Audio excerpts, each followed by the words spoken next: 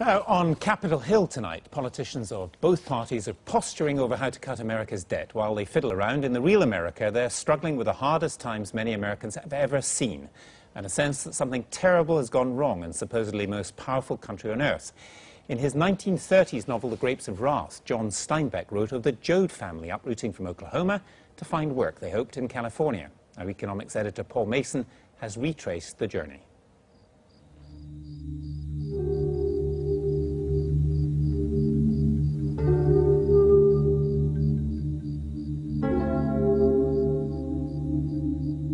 To the red country and part of the gray country of Oklahoma, the last rains came gently, and they did not cut the scarred earth.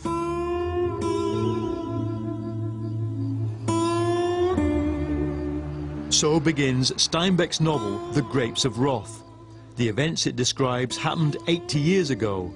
But today, once again, America is in the grip of unemployment and Oklahoma in the grip of drought. And I'm about to retrace the journey Steinbeck describes. No tag, 52, no tag, no tag. At the cattle market in El Reno, business is brisk, but for the wrong reasons. Farmers are bringing their cows to market because the drought, worse than any for 60 years, leaves them with no option. To operate my operation, I need $400,000 or $500,000. A year? Yep, to keep it flowing. Credit? Credit. Brett Porter farms 3,000 hectares, but cotton, wheat or beef, it's all failing. It's been bad. I've had to sell my calves earlier than what I normally do. Last week, I sold half my mama cows. Does it ever make you feel like giving up? There's been a lot of nights that I don't get no sleep. Really? Because I stay up worried about how am I going to stretch this out? How am I going to make this work? But I believe in the Lord, and He'll get us through it. 51 to Hoover Bowl, 51. At the cattle market, prices are falling, but unlike in the 1930s, the whole farming system is underwritten with government subsidies and loans. But now, even that's under threat as America moves to cut federal spending. So, at knockdown prices, they're selling their future. In the 1930s, tens of thousands left this land and set off west for California. The experience still haunts the landscape. The old route west, Route 66, has been replaced by Interstate 40. But 66 is still there, just at the side. In Steinbeck, the Joads make this journey into a world of conflict, rootlessness, prejudice, and there's plenty of that today. What there is not today, and there was then, is general agreement about the direction of American economic policy, because then the state was set to play a larger part in crisis resolution, and now it's set to shrink.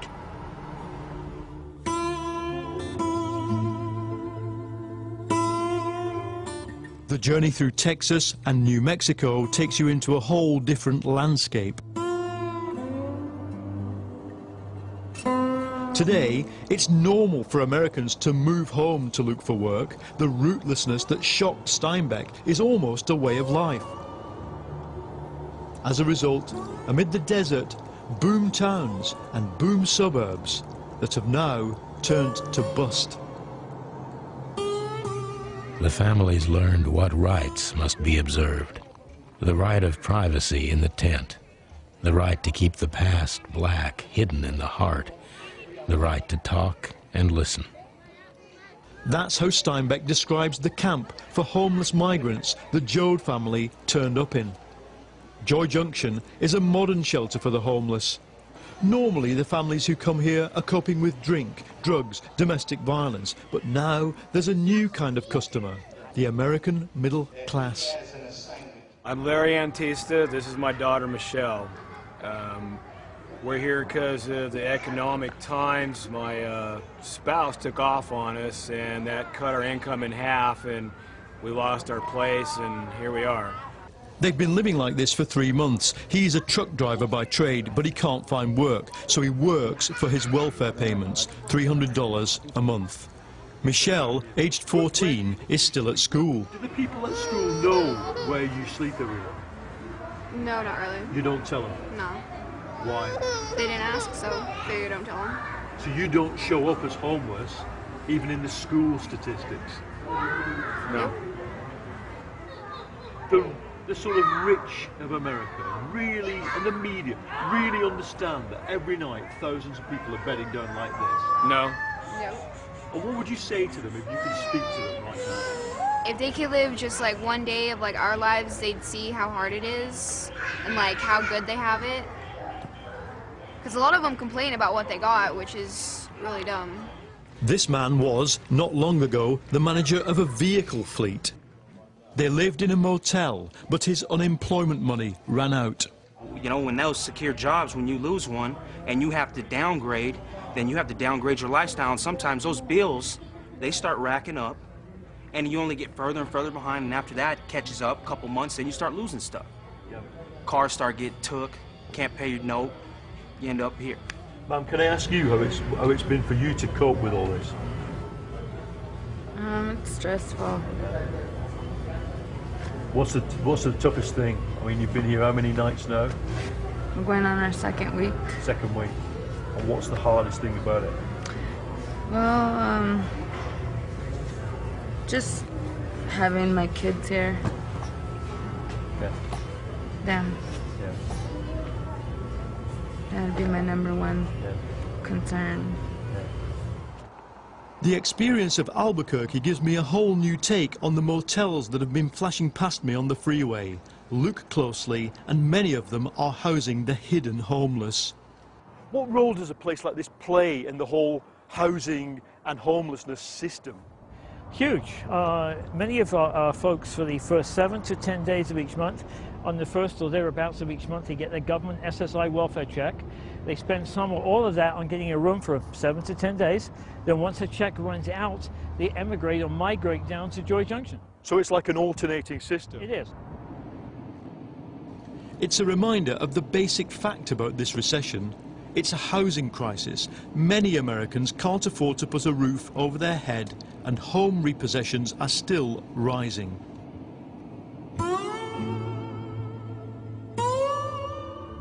"80 years ago, the single road west through Arizona was filled with migrants, farmers, workers, office workers, all displaced by poverty.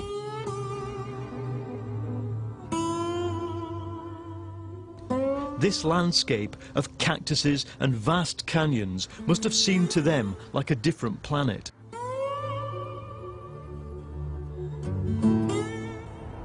If you compare the book to the actual journey, there's nothing in Steinbeck to prepare you for the vastness, the aridity and the distance that the 30s Dust Bowl migrants had to face. That's because I don't think Steinbeck ever made the full journey. What Steinbeck knew about was what lay at the end of the journey, which was social conflict. And today, you don't have to get to the end of the journey to find that. Arizona has become the political fault line of America, above all on the issue of migration. The boom times drew in millions of Hispanic migrants, millions of them illegal. But Arizona is still in recession and tensions are rising. At this jail in Phoenix, the inmates are forced to live in tents. The temperature on the day I went there was 114 degrees Fahrenheit. They're forbidden to cover their heads in the sun. As well as pink towels, socks and sheets, they're required to wear pink underwear. The objective, humiliation. In this segregated section, every man is a migrant jailed under Arizona's anti-migrant laws and destined for deportation.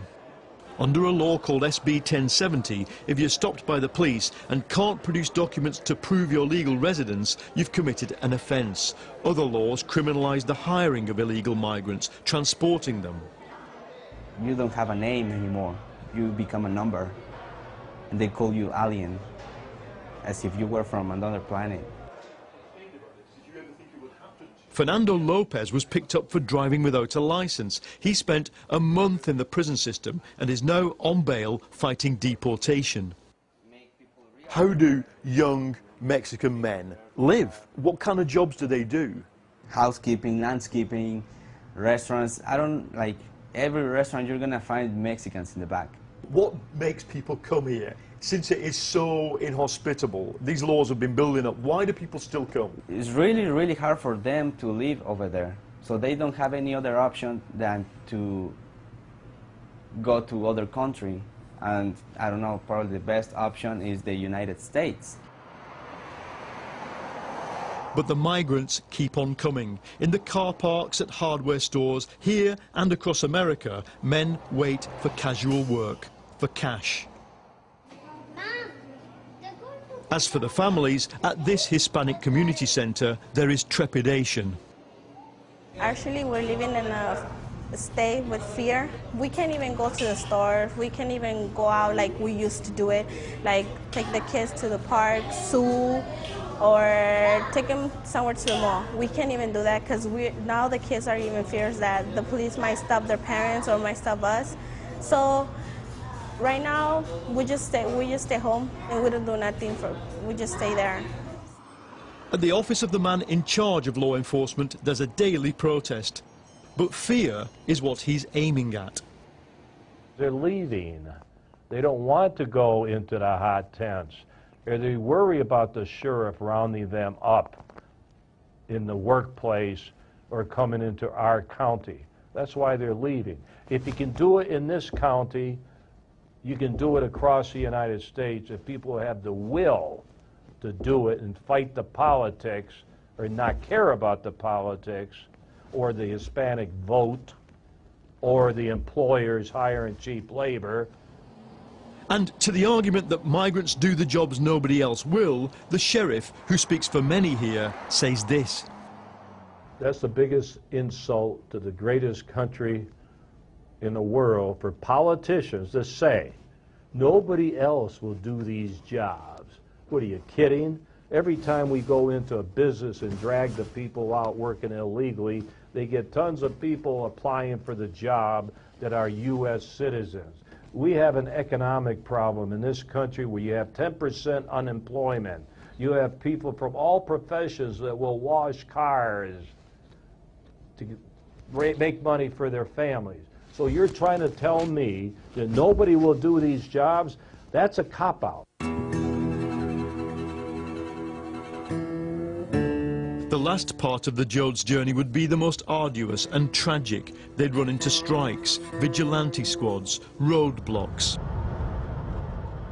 In the 30s, people made this journey because at the end of it, there were jobs. But for the past year, America's been going through what economists call a jobless recovery. And right now, even the recovery itself looks like it's stalling.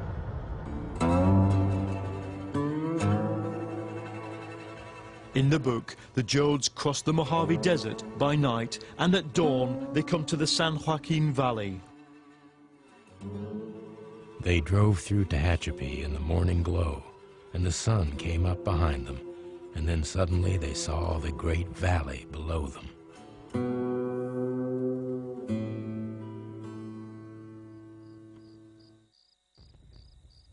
In Steinbeck, the migrants come to California to look for work, and they find work, but the book is a metaphor for something else. It's about the search for a new economic model that can create jobs, sustain growth, and drive America out of recession. And that's a question they still face, even in a place like this. The Jodes journey ended in Bakersfield, Kern County. Today, the big employers here are oil and farming, but the biggest employer of all, by far, is the US government in the form of the military. When America boomed, Bakersfield boomed. The population grew by 1/4 in 10 years, but now 15% are unemployed and 1 home in 70 has been repossessed. All across the South, I've found the same basic problem. Not enough jobs and not enough credit to revive the housing market. And in politics, there is plenty of wrath.